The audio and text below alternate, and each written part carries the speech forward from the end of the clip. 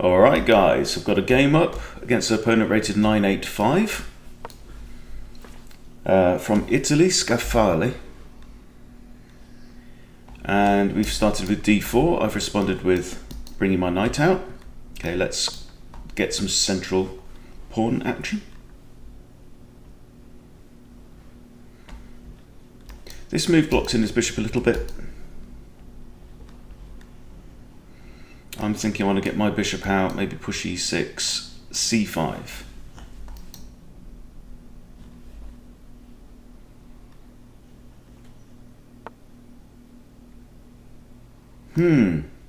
He's moved Freddy. Don't move Freddy.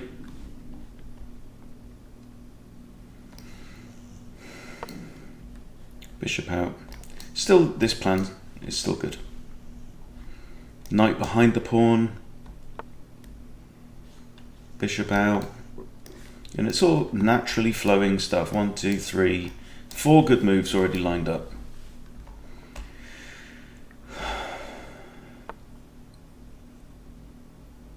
I don't see the point of this pawn move, right? Look at... We'll flip the board, right? Why play that? It opens up a line to your king. It does nothing to help this bishop out. This bishop could already get out, right? It blocks off the queen's progress. Okay, so where are we? Knight e2. Knight g to e2.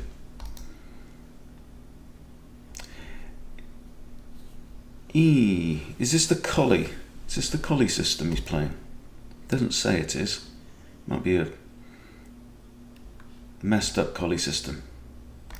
Okay, so thoughts are, well, we've got knight, bishop out there. It also helps me to castle, so that's no bad thing.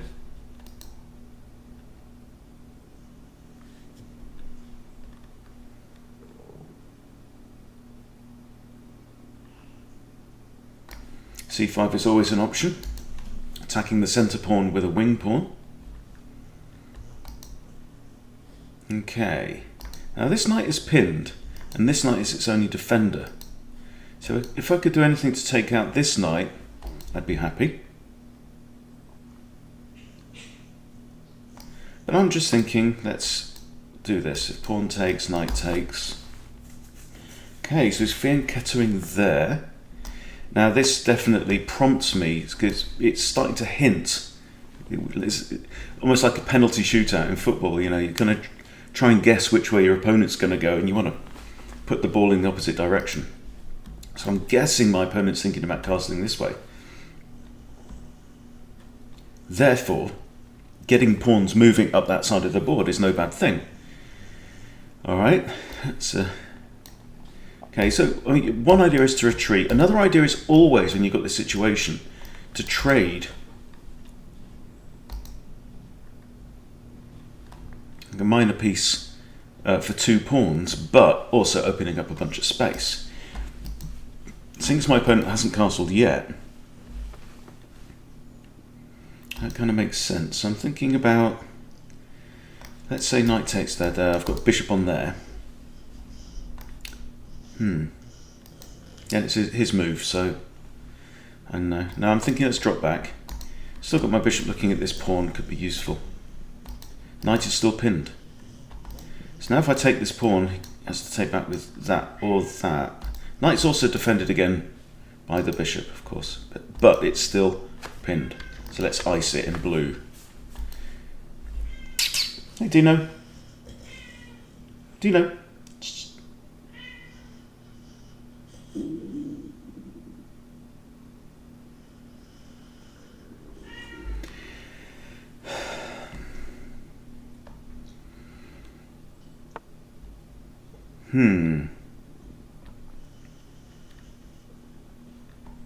Okay, so do I need to create an escape square? Yeah, I do for the bishop. So I don't think he's castling that way at all. Okay, and that kind of confirms my suspicions. So now I'm kind of inclined to push the pawn. c4, threatening to just bust open his space, yeah? Takes, takes back. Could have played b5 first. No, because, well, no, knight's still pinned. Knight's now pinned on queen and king.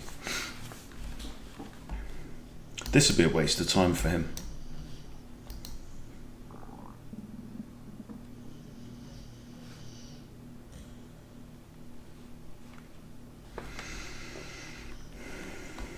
So general principle, I mean, throwing pawns up the side of the board, if you want to go for like an opposite side castle situation, okay. No one's castled yet still, that's the key. The knight is pinned.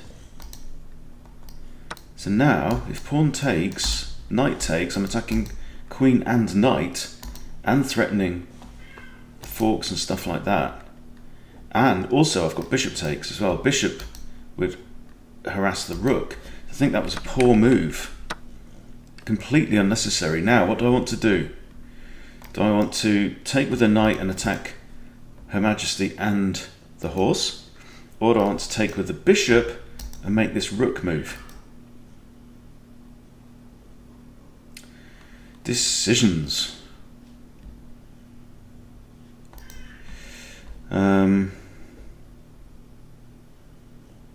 I think this is a little more pressing. So you can't take with the knight. Depends where the queen goes now. If the queen stops defending the knight, which I think she has to do actually, the only squares, she could come here and still defend the knight, but then I've got two attackers. And only one, oh no, it's defended by that knight as well. Ignore me.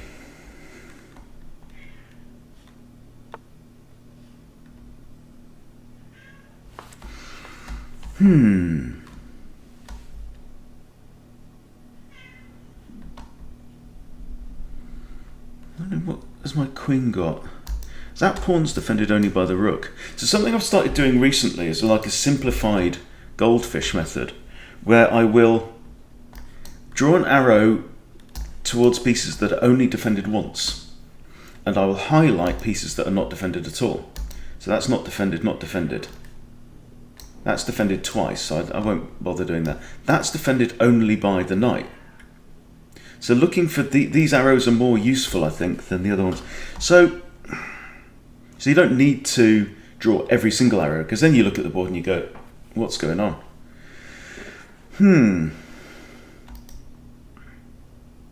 Got to win this game, by the way. It's a 115.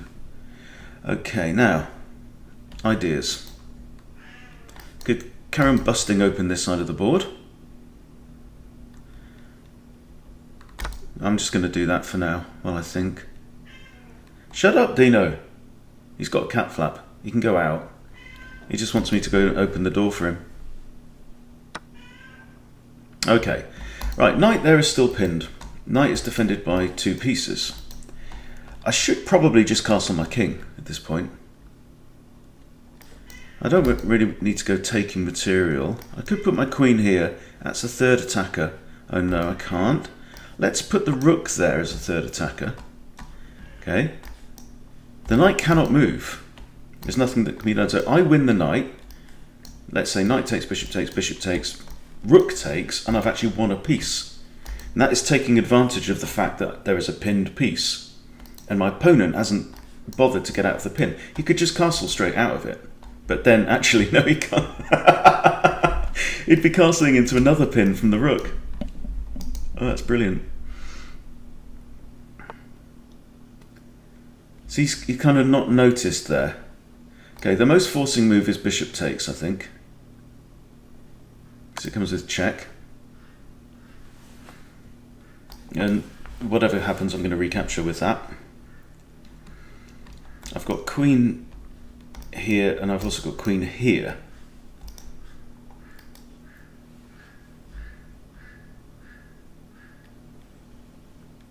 So what we've got here is a situation, I mean, neither side has castled. Move 15, neither side has castled.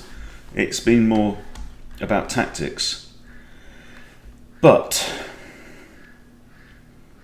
his king is now very exposed. Now I'll probably threaten queen there.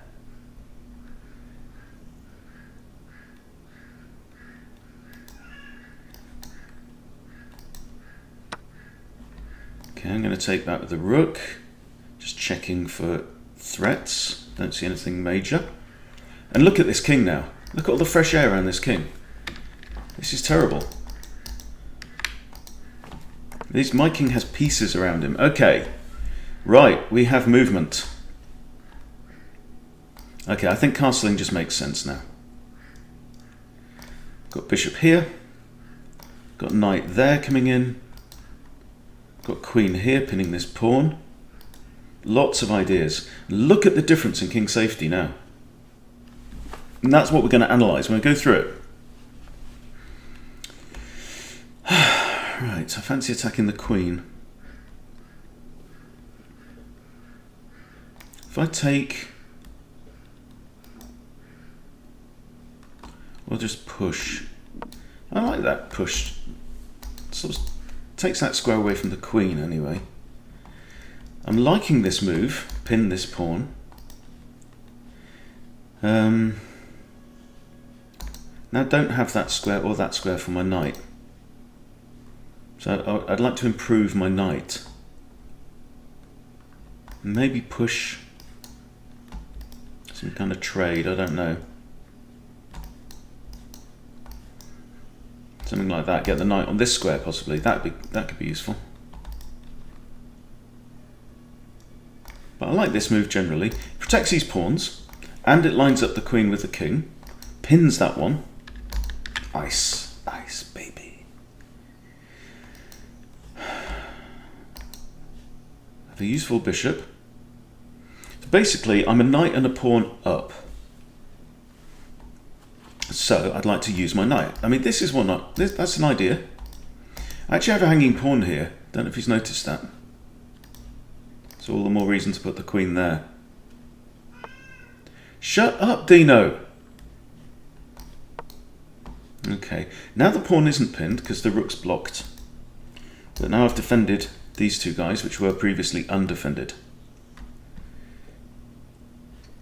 Might double up the rooks on the open C file. Come in and try and simplify, trade off.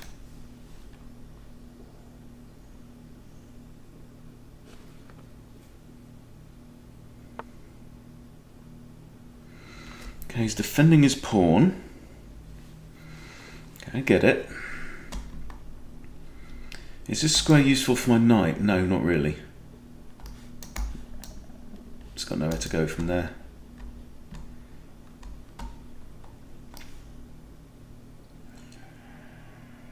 Okay. Just need to be careful about this rook lined up with that queen there, yeah? Is defended by the bishop. I don't think he can dislodge the bishop, but I do need to be careful before I start moving this rook. That's defended only by the rook. Yeah, I need to make my knight better. If I can trade queens, so much the better. That's defended 3 times now.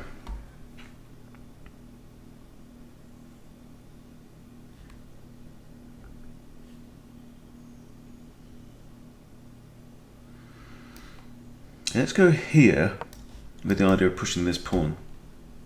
Takes, knight takes, because otherwise the knight's unprotected. And the knight has found itself some scope. So from knight to here, it can go straight to there, which is a lovely square. It's an outpost. Can't be disturbed. Alright, so he's looking for a barrage now. Queen takes, bishop takes. It's no good. I've got 3 defenders on there. No good. So, push the pawn now. I might give up a pawn, but I'm not too concerned.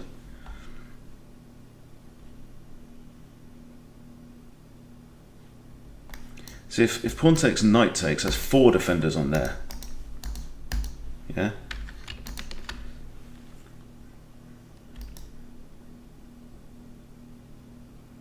So it's kind of a barrage, but it's not enough of one. And his queen's under attack. Okay. Alright. So pawn takes pawn, that's a defender on the rook. Queen might capture. Drop my queen back here, break the pin. I might as well take the pawn first and then drop back. A lot of the time you will find, as you improve, that you will see a couple of moves, like a combination of moves, but sometimes playing the same moves the other way round can make a bigger difference, a bigger advantage to you than your first thought. Okay, so now we've simplified a little bit. Got this. X-ray defends the rook, prompts a trade of queens. Maybe I should just do this for now. Just do that first. Yeah. Oh, my knight's hanging. What a wally. What a wally, mate. What have you done?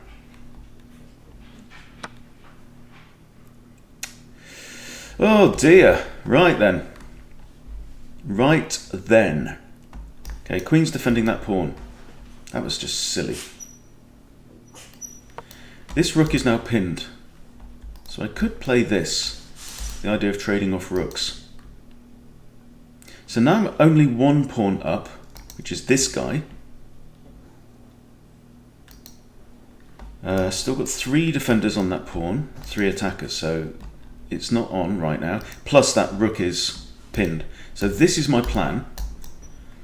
Okay, the rook is now no longer pinned, but that pawn is now a target.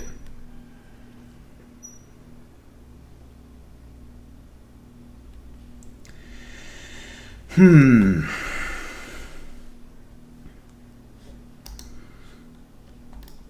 I can't go there.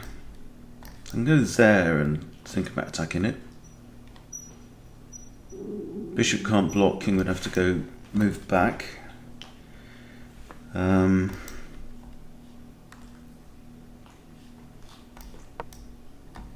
This pawn is hanging, I know that, but so is this one. 11 minutes each. Game on.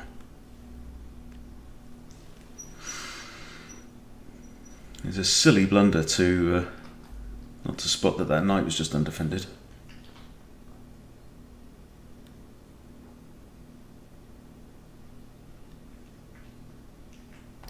There, king there, grab both pawns. That should be a big advantage.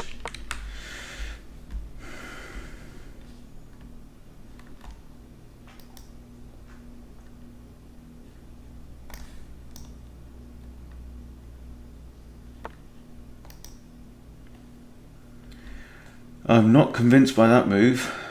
I think you might be in trouble. I can block with the rook now.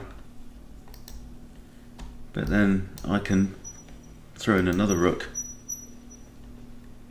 Blocks with the rook, I just take this, yeah?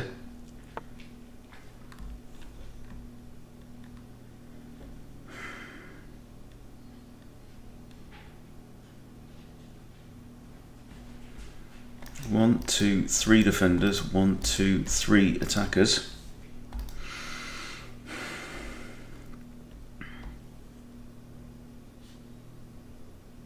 Or this, because he can't do anything about it. That is actually pretty brutal. Oh no, he's got queen takes. Right, so that's made up my mind. Glad I noticed that. Not entirely asleep. 3 attackers, 3 defenders. Now this rook comes back. Don't know what I'm going to do then.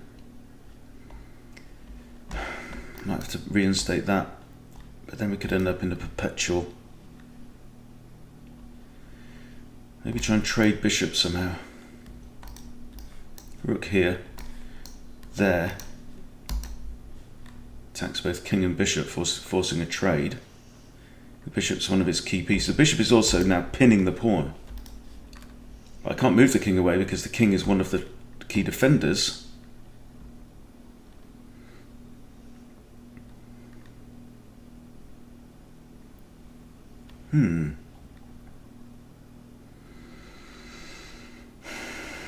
Okay, let's propose a trade of queens.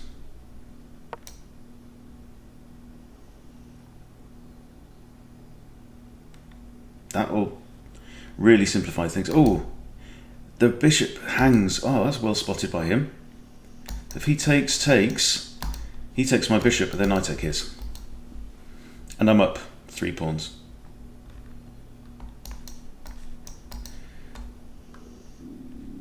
That was a good tactics for somebody under 1,000 for sure. Spotting. The only defender of the bishop is this pawn on f7. The pawn on f7, however, is pinned, therefore it is not a defender. Pinned piece cannot be a defender. Can we do that in blue? How do we do blue? Okay, trade. You take my bishop, I take yours, and I should be in a winning position. You move your bishop, I move mine. Plus, you can't really move there or there. Okay, I take your bishop. You might try and double up rooks. Ooh, but no, that's en prise right now. He has to move his rook. And he is in very great danger of getting ladder mated at this point. I'm 3 pawns in front. That should be enough to seal the deal.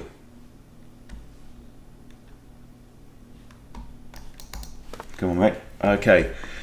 Ooh, right. Well, doubling rooks is the name of the game. If I go there, he can actually capture that pawn. Because, again, it's pinned. So that pawn's currently defended. So I'm going to move this rook onto here. Maybe do this. Trade off. Check. Back. Trade off the last rooks. And then it's 5-on-2 race for the finish line. So another thing that I'm noticing is changing as I learn and as I improve is the ability to look a bit deeper into a game, particularly thinking, okay, so when you're in the middle game, say, okay, if we can trade all that stuff off for that stuff, that should give a winning ending, right? Because of the pawn structure and so on and so forth. So that kind of ability to look ahead. So I'm not predicting what the moves are going to be, but I'm kind of boiling it down to the essentials of, you know, what needs to happen to secure a win. Okay, I'm just going to try and trade off and simplify now. If rook takes. If rook doesn't take, I'll take. And he has to recapture.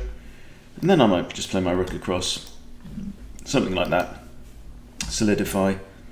Even drop my rook back down to here. Defend my rearmost, both of my rearmost pawns. So that's a key thing in the ending. Is to defend, you know, try and defend your pawns with using as little material as you can.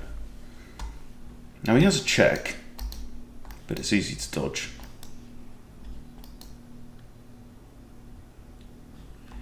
If he doesn't, I'm playing king f8, there we go, and that takes these squares away from the rook. So this should be now a very straightforward finish.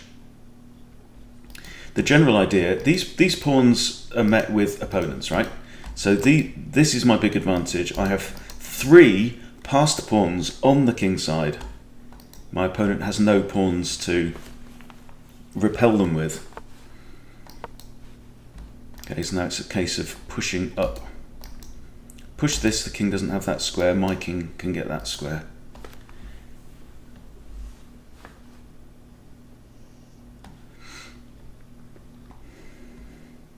Right now, all my rook is doing is just holding everything together at the back. Okay, we have a resignation. All right, so obviously not a perfect game for me. Quiet start, maybe cause trouble for his bishop, we'll see. That move I don't like at all. And so now I'm thinking he wants the castle queenside, but he never does he? In fact, he eventually castles kingside. So this says to me, he's telegraphing he's going to the right, and he of course doesn't. Okay, escape square for the bishop. Again, I'm thinking, he's about to castle. He's about to castle. No, he doesn't.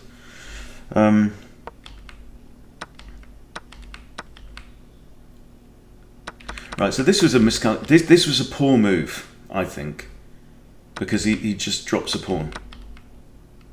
And maybe it would have been better to take with the bishop, I don't know. And now I'm just clearing space. See, although my king hasn't castled, I haven't made the mistake of messing around with my king's pawns, right? You see, what white's done with his king's pawns, he's got two of them halfway up the board, and one of them's gone. Freddie's disappeared, right? Attacking the pin knight, and that simply loses a piece, right? I then go on to blunder a piece, and now my king castles, and look, snug as a bug in a rug there. Drop that bishop back, and he's in his little box. He's quite happy. And just some manoeuvring now. Try and take out the pawn. Give up a pawn, and now I blunder the knight. Silly boy. All right. There, and now he loses these pawns, and these pawns are absolutely crucial. And the reason he lost these pawns because they're halfway up the damn board, and not really defended by anything. That's the problem. You know, keep these pawns around your king. Now he does get quite a barrage on this pawn here, but I have enough material, thankfully, to repel it. Propose trade of queens. We all trade off, and it's just simple from this point in time, and he resigns. Okay, and nothing spectacular in there. It just goes to show how a few loose moves from both of us can really tip the game. So there you go. That's how to beat a 9-8-4 using, I don't know what opening it was. It calls it the Indian game, so maybe expecting a kingside fianchetto or whatever, but there you go. That's all it is. Hope you've enjoyed that. Hope it's been useful. Thanks for watching. See you soon.